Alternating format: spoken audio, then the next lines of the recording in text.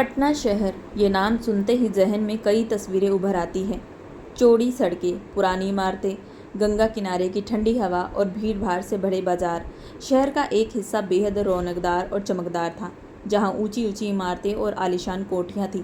वहीं दूसरा हिस्सा तंग गलियों और झुग्गियों से भरा हुआ था, जहाँ जिंदगी रोज पेट पालने के लिए जदोजहद में उजलती रहती थी। इन्हीं दोनों दुनिया की पूरी यह कहानी टिकी थी। पटना के पौष इलाके में एक बड़ा बंगला, सफ़ेद संगमर की दीवारें, लंबा चौड़ा बगीचा और भीतर फर्नीचर से सजा हुआ कमरा। इस बंगले की मालकिन थी पुष्पा सिन्हा। उम्र 38 से 40 के बीच, लेकिन चेहरे की थकान और आंखों के गम ने जैसे समय से पहले ही उसके चेहरे पर झुर्रियाँ डाल दी हो। 3 महीने पहले तक पुष्पा जी की जिंदगी सामान्य थी। पति विनीत सिन्हा का कारोबार अच्छा चल रहा था, घर में नौकर चाकर थी, लेकिन एक हादसे ने पुष्पा की आत्मा को तोड़ दिया। उसकी माँ का आखिरी निशानी, एक बेशकीमती सोने का हार, अचानक गुम हो गया। यह हार सिर्फ गहना नहीं था, उसमें माँ की मुस्कान, आशीर्वाद और ममता की छाप थी। माँ के जाने के बाद यही हार उसकी सबसे बड़ी पूंजी थी, और अब जब वो खो गया तो मानो पूरी दुनिया उजड़ गई। पुष्पा का मन अब किसी काम में नहीं लगता, न रिश्तेदारों से बात करती, न किसी पार्टी में जाती। दिन का ज़्यादातर समय कमरे में बैठकर माँ की पुरानी तस्वीरें देखने में और उनके गले को छूकर रोने में बीत जाता। विनीत ने बहुत समझाया, कई डॉक्टरों को दिखाया, लेकिन वह खालीपन कोई नहीं भर पाया। उस दिन भी दोपहर थी, बाहर तेज धूप और भीतर घर सन्नाटा। घर के हर कोने में उदासी साया फैला हुआ था। तभी अचानक दरवाजे की घंटी बजी। पुष्पा चौंक पड़ी, सोचने लगी इस वक्त कौन आ सकता है। धीरे धीरे कदमों से दरवाजे तक पहुंची। दरवाज़ा खोला तो सामने एक दुबला पतला, पसीने से तरबतर आदमी खड़ा था। साइकिल पास खड़ी थी, सांसें फूली और आंखों में बेचैनी साफ झलक रही थी। उसने झिझकते हुए पूछा, आपका नाम पुष्पा है? पुष्पा ने हैरानी से सर हिलाया। वह आदमी अपनी कमर में बंधा गमछा खोलता और जैसे कपड़ा खुलता है तो पुष्पा की आंखें चौंधिया जाती है। उसके सामने वही हार था, वही माँ की आखिरी निशानी। पुष्पा का दिल जैसे तेज तेज धड़कने लगा। कुछ पल तो वह हार को घूरती रही, फिर बुदबुदाई, यह तो मेरी माँ का हार है, लेकिन तुम्हारे पास कैसे आया? उस आदमी ने हल्की सी मुस्कान दी और बोला, मैडम, मेरा नाम राकेश है। मैं पटना के मैनपुर इलाके में रहता हूँ, मजदूरी करता हूँ। कुछ दिन पहले एक गपाड़ी वाले के पास काम मिला। वहाँ पुराने सोफ़े तोड़ने थे। 10 सोफ़े तोड़े। आखिरी सोफ़ा खोल रहा था तो उसके भीतर ये हार मिला। पुष्पा की आंखें में आंसू झलक पड़े। राकेश की आंखों में भी भावनाओं का सैलाब था। पहले तो सोचा नकली होगा, लेकिन गौर से देखा तो समझ गया कि ये कीमती है। उसी वक्त मेरी बीमार माँ और मेरी बेटी रिया की शक्लें सामने घूम गई।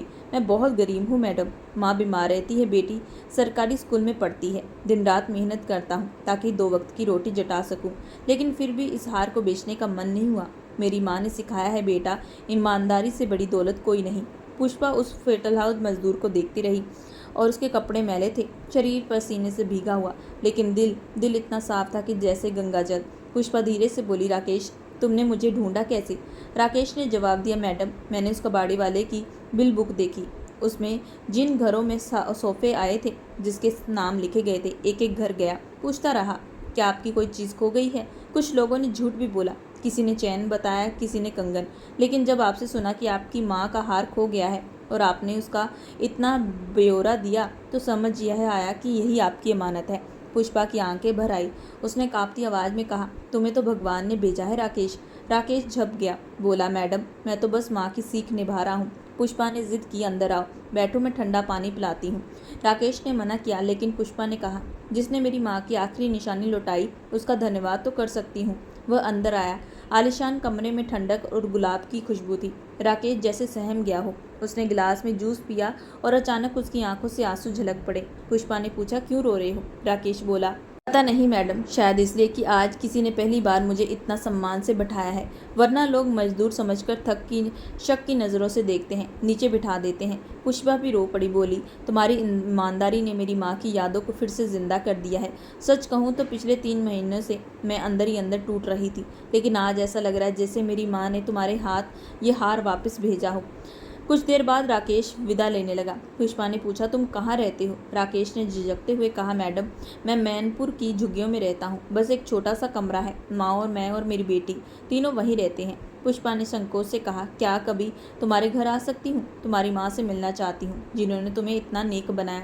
राकेश ने सिर झुका दिया, आप आना चाहे तो जरूर, पर हमारा घर बहुत छोटा है। पुष्पा मुस्कुराई, घर की दीवारें छोटी बड़ी नहीं होती राकेश, घर के लोग बड़े होते हैं। उस शाम जब विनीत घर लौटे तो उन्होंने देखा महीनों बाद पुष्पा के चेहरे पर सुकून और चमक थी। जब पूरी बात सुनी तो हैरान रह गए। बोले, पुष्पा, ऐसे लोग बहुत कम होते हैं। अगर हम आज उसके घर ना जाएं तो हमारी इंसानियत अधूरी रह जाएगी। वही शाम दोनों मिठाई का डब्बा, कपड़े, फल लेकर मैनीपुर की गली की ओर रवाना हो गए। विनीत और पुष्पा अपनी बड़ी गाड़ी में जब उस गली में पहुंचे तो तंग रस्तों, कच्ची जमीन और झुग्गियों का नज़ारा सामने था। बच्चे इधर उधर खेल रहे थे। रोटियों की खुशबू और कहीं से आती खांसने की आवाज़, यही वहाँ की जिंदगी थी। लोगों ने बताया वो जो सफ़ेद गमछा बांधकर मजदूरी करता है वही राकेश है। यही एक कमरे वाले घर में रहता है। दरवाज़ा खटखटा तो राकेश खुद चूल्हे पर रोटी सेक रहा था।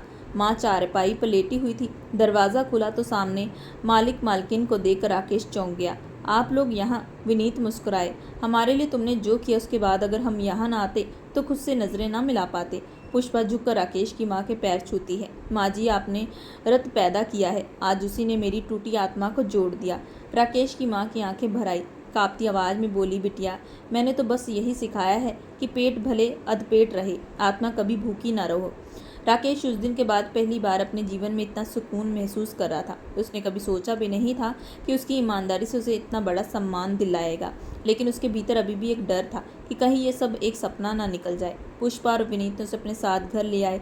आलीशान घर, बड़ी बड़ी खिड़कियाँ, महंगे पर्दे।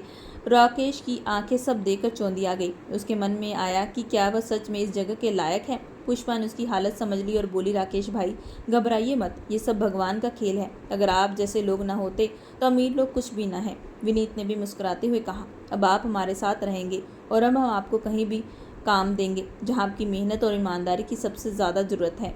राकेश की पत्नी मीरा और बच्चे भी बुला लिए गए। बच्चों ने जब इतने बड़े घर में कदम रखा तो उनकी आंखें चमक उठी। कभी मिट्टी में खेलते रहे ये मासूम अब हरे भरे लॉन में दौड़ रहे थे। मीरा को यकीन नहीं हो रहा था कि उसका पति जो कल तक मजदूरी करके 2 वक्त की रोटी लाता था, आज इतने इज्जत और सम्मान के साथ जी रहा है। राकेश को विनीत ने अपने ऑफिस के काम पर रख लिया। शुरुआत में छोटे मोटे काम दिए गए, लेकिन उसकी लगन और सच्चाई देखकर धीरे धीरे सबसे बड़ी जिम्मेदारियां मिलती गई। कुछ ही महीनों में वह कंपनी का भरोसेमंद कर्मचारी बन गया। लेकिन गांव के लोग राकेश की तरक्की देखकर खुश नहीं थे। जो लोग पहले उसकी गरीबी पर हंसते थे, अब उसके बारे में तरह तरह की बातें करने लगे। अरे सुना है राकेश ने कोई चालाकी की है, तभी तो अमीरों के घर पहुंच गया। इतनी जल्दी कोई बिना भाग्य के ऊपर नहीं चढ़ सकता। ये बातें राकेश के कानों तक भी पहुंचती, लेकिन वह मुस्कुरा देता। सच और मेहनत से बड़ी कोई दौलत नहीं होती। वह बच्चों को समझाता। राकेश का बड़ा बेटा आकेश कॉलेज में पढ़ता। पहले वो दोस्तों के सामने अपने गरीब बाप से शर्माता, लेकिन अब जब सब उसे ईमानदार आदमी का बेटा कहकर पुकारते तो उसका सीना गर्व से चौड़ा हो जाता। लेकिन उसी आकाश के दिल में धीरे धीरे एक और भावना पनपने लगी, लालच। उसे लगा कि अगर पिता की ईमानदारी से इतना कुछ मिल सकता है तो क्यों ना वह शॉर्टकट अपनाकर और जल्दी अमीर बने। एक दिन ऑफिस में एक बड़ा कॉन्ट्रैक्ट आया। उसमें करोड़ों का सौदा था। आकाश, जो पढ़ाई के साथ साथ ऑफिस में भी मदद करता था, उसे मौका दिखा। उसने सोचा कि अगर थोड़ा पैसा अपने लिए रख लिए तो किसी को पता नहीं चलेगा। लेकिन राकेश की नज़र बड़ी तेज थी। उसने बेटे के हाथ में वो फाइल लेकर कहा, बेटा, अगर दौलत चाहिए तो मेहनत करो, चोरी से आई दौलत कभी सुख नहीं देती। आकाश चुप हो गया, लेकिन अंदर ही अंदर उसे गुस्सा आने लगा कि उसके पिता की ईमानदारी ही उसकी सबसे बड़ी रुकावट है। इसी बीच में समाज में एक नई घटना घटी। वही हार जिसे राकेश ने लौटाया था फिर से चोरी हो गया। इस बार शक सीधा राकेश और उसके बेटे पर गया। पुलिस आई, पूछताछ हुई, पड़ोसी कानूफूसी करने लगे। देखा आखिर असली रंग तो अब उसने सामने दिखा ही दिया। राकेश टूट गया। उसने हाथ जोड़कर कहा, मैंने जिंदगी भर सच्चाई का साथ दिया है, भगवान भी गवाह है। पुष्पा और विनीत उस पर भरोसा करते थे।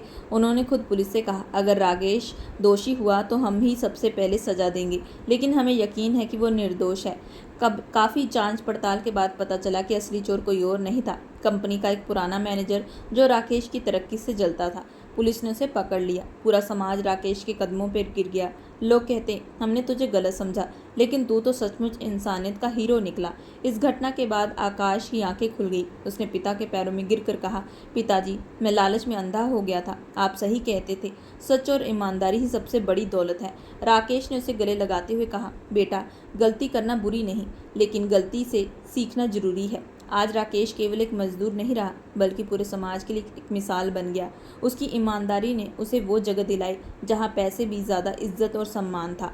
दोस्तों, मैं आशा करती हूँ कि आप लोगों को ये कहानी पसंद आई होगी। अगर आप लोगों को ये कहानी पसंद आई है तो प्लीज़ हमारे चैनल को लाइक और सब्सक्राइब जरूर करें एंड बेल आइकन का बटन जरूर दबाएं।